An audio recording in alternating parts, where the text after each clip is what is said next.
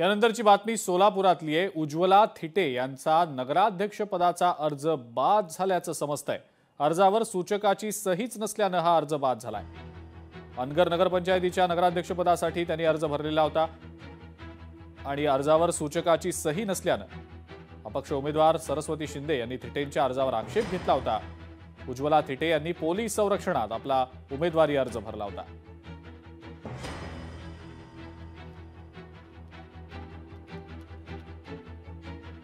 उज्ज्वला थिटे यांचा नगराध्यक्षपदासाठीचा जो अर्ज होता तो आता बाद झालेला आहे, कारण त्यांच्या अर्जावर सूचकाची सहीच नव्हती असा प्रकार समोर आलाय।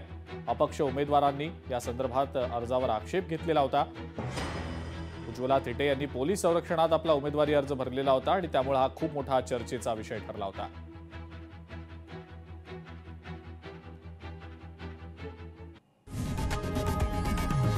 लोकशाही मराठी ऐका, पहा, जागरूक रहा।